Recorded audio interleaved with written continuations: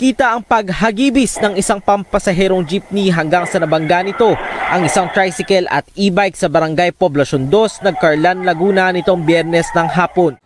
So, hindi ko na rin alam kung saan tayo lulugar ngayon dito sa sitwasyon na to. I mean, nagigets ko naman yung empathy for those people who would lose their jobs. But I think yung mga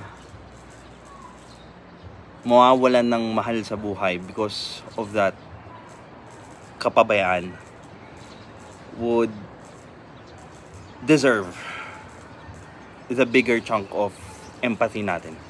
This is Pinoy Extreme. Let's do this. Tumilapon ang mga pasahero. Nagtuloy-tuloy sa pag-arangkada ang jeep hanggang sa masagasaan ang isang lalaking may dalang silya. Sa isa pang video, kita ang isang estudyante na naglalakad habang paparating ang humaharurot na jeep na sumalpok sa saradong hardware store.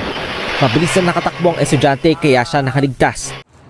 Pero hindi kasi lahat magiging kasing swerte nung estudyanteng nakaiwas. Agad nagbabaan din ang mga sakay na pasahero ng jeep. Ayon sa Nagcarlan MDRRMO, 2 ang patay at umabot sa 23 ang sugatan. Nataranta siya at unang binangga po niya doon ay yung tricycle at yung pong e-bike. Bago nagtuloy-tuloy pa rin po yung under nung passenger jeep and then nakabangga po siya ng 2 tao dito sa poblasyon. Kabilang sa nasawi ang 2 taong gulang na pamangkin ni Bernadette Arevalo na sakay ng e-bike. Naapo rin ni Nagcarlan Vice Mayor Rexon Arevalo.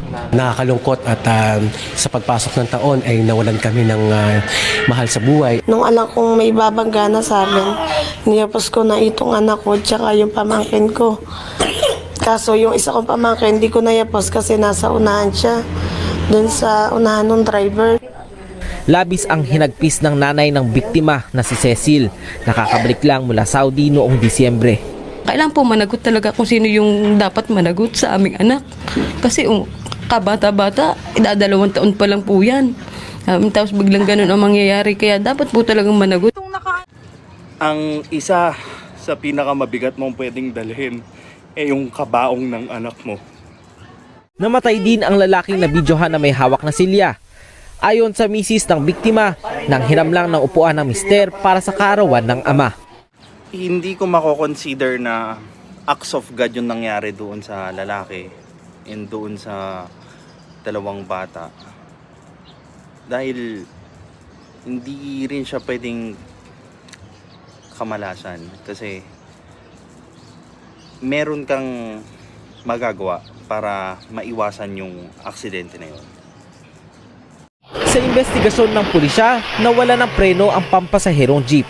Ngayon, naghanap ako ng pagluluar ako sa maibabangga. Bigla namang humarang yung motor na hindi ko man sinasadyang banggain. Pigilin ko man sa sakyan, dire-diretso. Patawad po sa mga nangyari po sa akin. Hindi ko makugustuhan din ang nangyari sa amin No amount of tears would bring back the dead. Sobrang hindi ko matanggap. Grabe ang pagkamatay niya, kinaladkad pa siya. Parang walang ginawa siyang hayop. Ang gusto ko lang po sana, habang buhay na siyang makulong kapalit ng buhay ng asawa ko. All of this could be prevented by a routine, proper maintenance. And bihira, sobrang bihira ng mga jeep or sasakyan na nasisira ang brake because it's well maintained.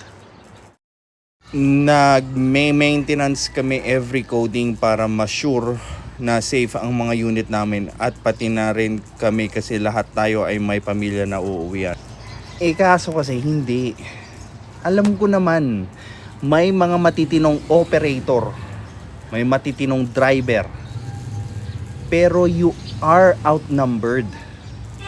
And kailangan may gawin yung gobyerno dyan para mabawasan yung numbers na yan. Sana all. Diba?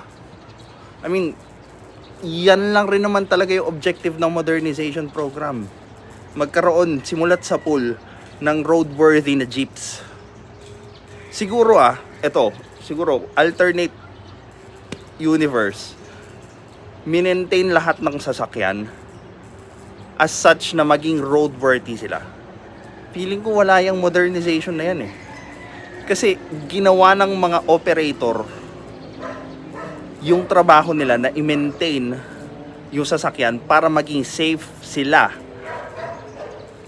pasahero at yung ibang motorista. Yun na yung magiging papel ng mga co-op ngayon. They would have the co-op or cooperative yung gagawa ng paraan to make sure na yung sasakyan mo or yung unit mo kung operator ka man roadworthy.